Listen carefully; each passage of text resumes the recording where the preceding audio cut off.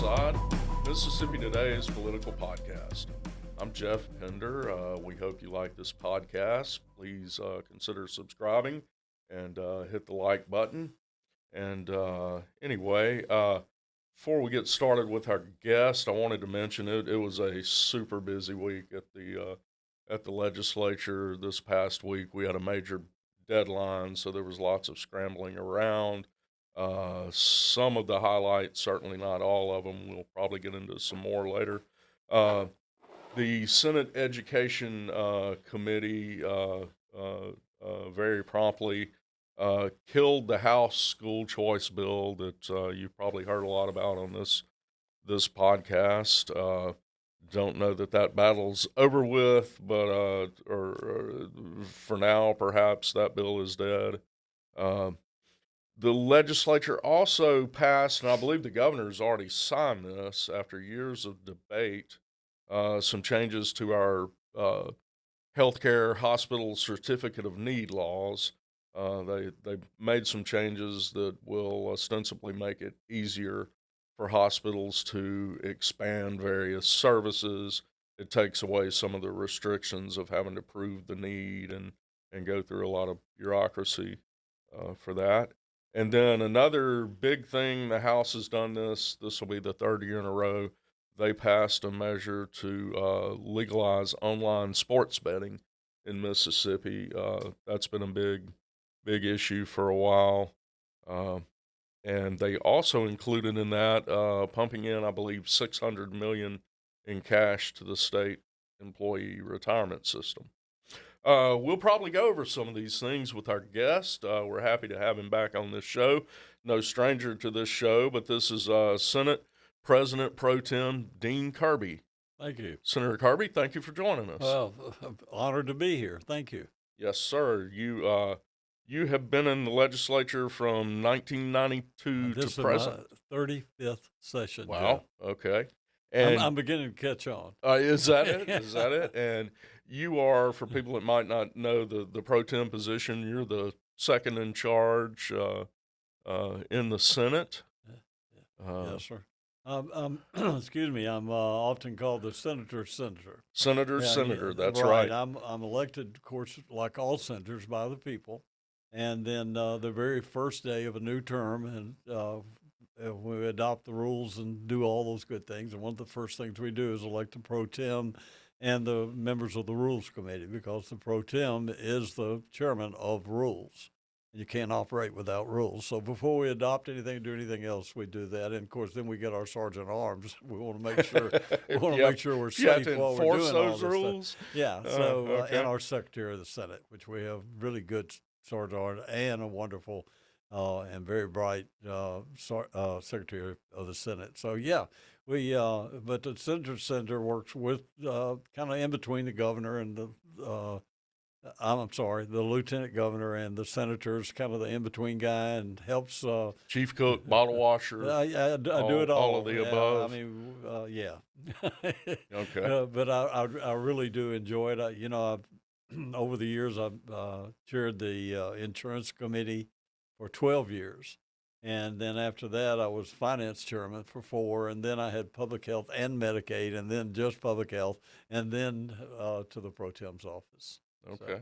So I've been on almost every committee we have. Every one you during have. those 35 sessions. Sure. Well, thank you again for joining us. And the big thing, the dominating thing, maybe so far this session, politics-wise, has been the school choice measure, the House measure, which would include, as they say, not a voucher system, but it would spend some public tax dollars on private tuition. Well, Tell us what happened with that. Of course, the House passed that really quickly.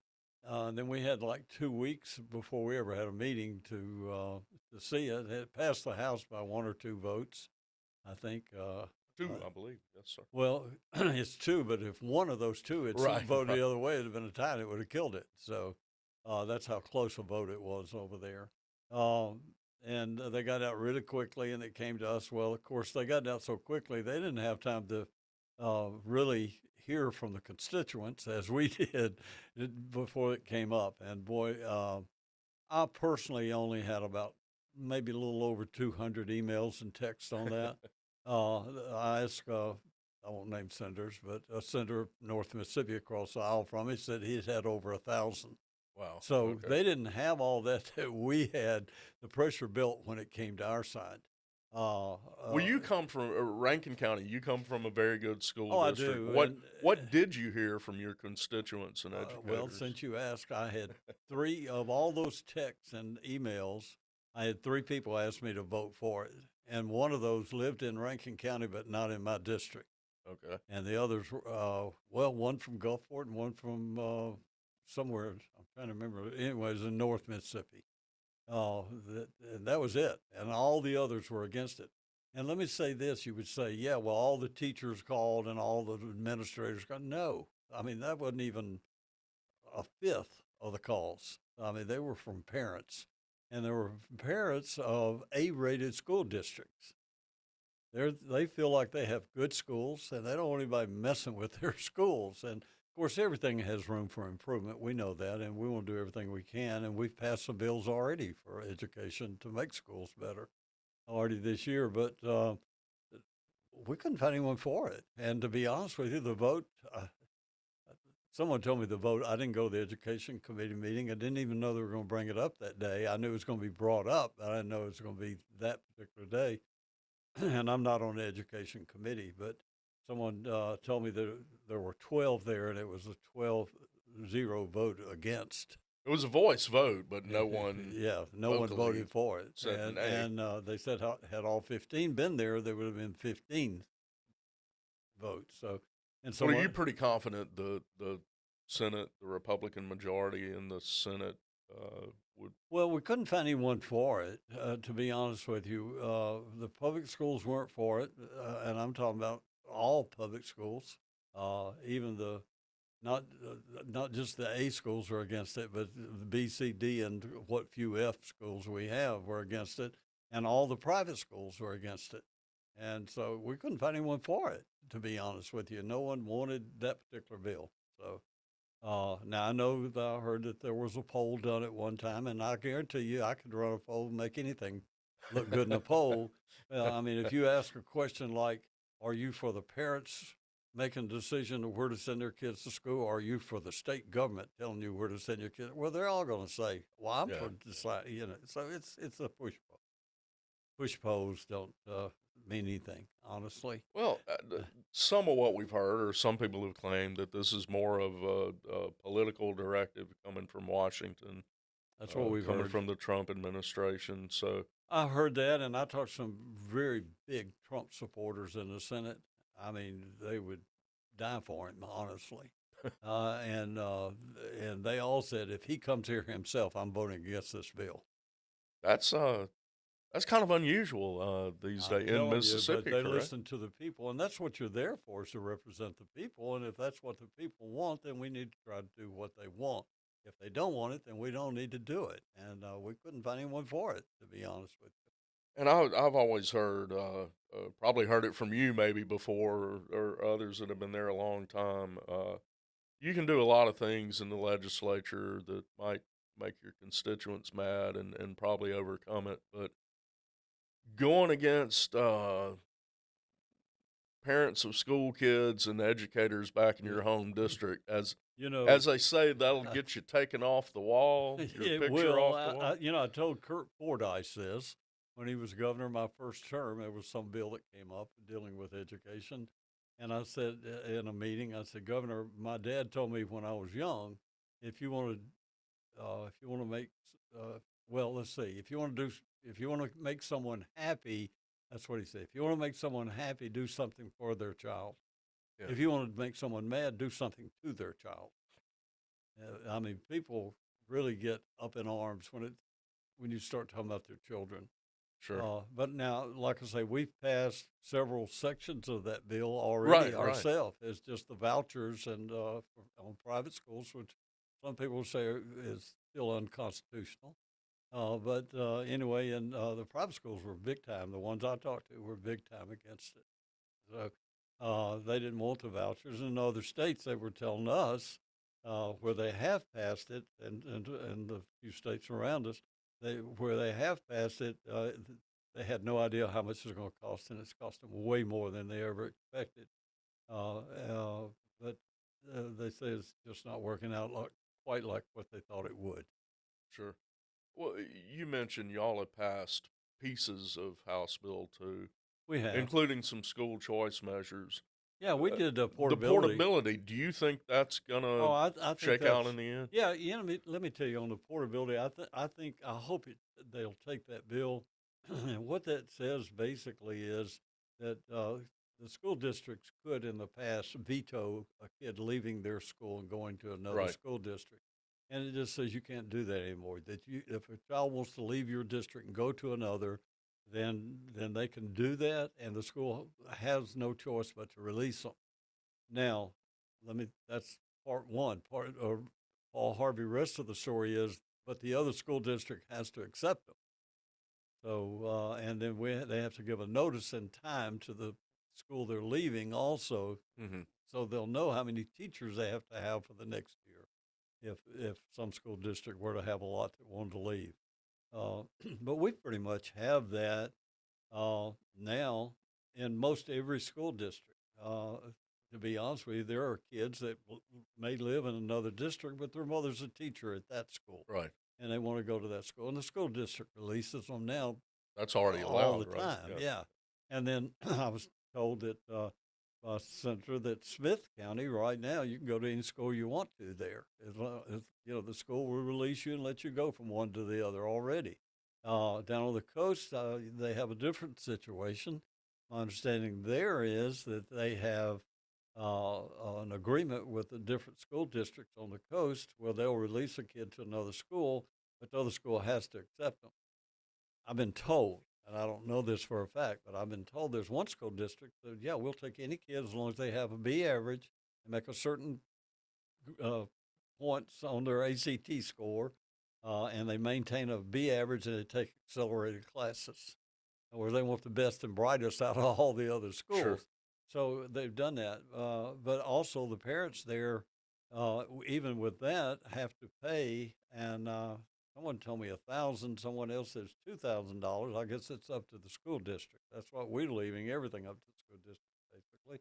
But in the Senate anyway. And so I've been told that they can pay that even monthly payments to the school district. And I think they're all happy with that down there. That you know, we're not educators. Most of us, in the Senate, and we feel like they know more about what they're doing than we know. Now, if we see something that's obvious that they're doing wrong, then we're going to try to correct it.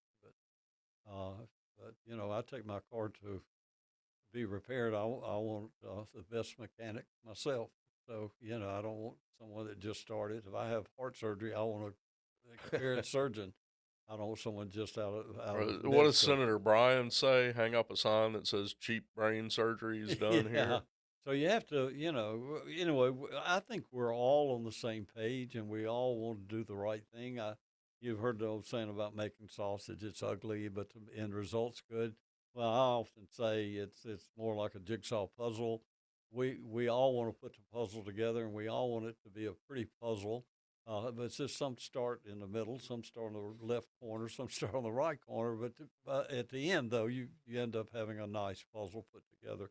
And that's kind of where we are. And we have the same goals in the House and the Senate, and we'll get there. We're going to do what we think is best, and we're going to listen to the people that sent us there. Let me ask you, when I rattled off a few of the past week's events, which we'd be here all day if there were so many things going on. Oh, but yeah. one thing I didn't mention, I wanted to ask you about the Senate last week. I think the minute you came in Monday, I think We did. passed a bill to provide $20 million in emergency funding for the state emergency management agency. We did that. That's for the Winter Storm Well, yeah, Fern. it's I was heard it referred to as the hurricane of the north. Right. and it was really about that bad. It was terrible. We had I know, like Senator Whaley as an example. Uh, I think at the end of last week finally got electricity, and but 2 weeks. he got on his tractor, one of his tractors. He's a farmer, and he went out and cleared the roads so that the emergency workers. And by the way, I heard it was like over 1,600 trucks up there Wow. with boom trucks that were doing repairs. So we had a lot of help from not just all the co-ops and everyone else, but from out of state. We certainly appreciate that. But Senator Whaley went out and cleared the off ramps and some roads so they could Okay. even get to the wires. And I think it was maybe he or someone else mentioned that they had like 30 generators that people had that were not running, and he would go get them on. I think it was Whaley actually go get them on his tractor and bring them back to his shop and work and take it back to Take them back. and so that's just one person. I'm sure Sure. there were hundreds and hundreds of people doing things up there, helping each other. Uh, I really appreciate that the Mississippi tradition of helping each other. Sure. Well, y'all's bill, you were gonna you would provide 20 million for kind of the initial response and That's right. continuing early for And MEMA. we're going to give it to MEMA and let Sure. MEMA distribute it to the counties, the cities, and the individuals that needed And it. So that's what they do. you guys got in, did it Monday, quick release or Yes, sir. immediate release, but the House doesn't necessarily appear to agree with that at this point. They're saying Well, they're I think that, gosh, I got a lot of good friends in the House, and they want to help as well. But I think what they may disagree was the statement I heard was that they want to just send it to the individuals instead of MEMA. communities. That's what they Yeah, indicated. and look, personally, I don't care who distributes it as long as Right. the needy people get it. Sure. It's just that's what MEMA does, and if it means us, I think the senators all feel the same way. Whatever we have to do to get those people help, we want to do. Okay. Uh, do you foresee dealing with this storm? That's not the end of it, right? I'm assuming y'all are going to have to probably deal with this probably for the next couple of years, some shape. Probably so, yeah. Uh, But again, like I say, we're open, and we have a little extra money right now, and it's going quickly. By the way, you start giving out 500 million at a time, it doesn't. that it tends to It doesn't take long. pretty soon you're talking about real money. Yeah, that's right. So yeah, but we're like I say, we're going to work it out, and it, we have the same goals, just taking different highways. Has It's kind of like anybody 49. There's sure 249s. You get to Yazoo City, you can go either right? 49 you want, but you're going to end up the same place. That's where we are. Well, has anybody given a guesstimate yet about how much No, this is going to cost, how much damage no, total? no. To my knowledge, no. I do know that MEMA threw a number out last week of 25 million. Or someone at MEMA did. I think at least 25 million. Well, we did 20, not knowing anything, but having a bill, we knew it'd be at least 20 million. That's just their cost to be Yeah, clear. The initial, them and the guard that's initial right. response. Now, damage Oh and gosh, total cost. I mean, we're talking I haven't billions with heard the the number, B, but likely. it is like a hurricane, billions of dollars. I'm sure it's awful. The pictures I've seen, even downtown Oh, Oxford, it it's was awful. unbelievable, and to hear. I think as we speak, starting on the third week out, I mean, there's still people without Yeah, power. yeah, we had wasn't it close to 100,000 people out, and then I think when we went in session, I mean, right after it happened, the number I heard a few days later we're down to 85,000, I think and I yeah, I think think it started at 180, and then it's come down. But I yeah, know yeah, late last week it was still in the 20,000 yeah, I range. heard 10, and someone told me they thought they were down less than 10 now. Uh, Still 3 weeks that's out. yeah, I mean, well, they That's couldn't get to the incredible. wires to repair them, Right, right. and the trees all over the roads, and I mean, honestly look like they've been bombed. Well, like I said, it would be hard to recap all of what transpired during a big deadline week last week. But what were some of the things you're dealing with, or what do you still have that you're Oh, wow. still looking at? Well, of course, I still want to be involved with the education. I want to be involved with the PERS as much as possible. And I want to help all the senators that have bills to make sure that they understand they may or may not make it and why. Right, right.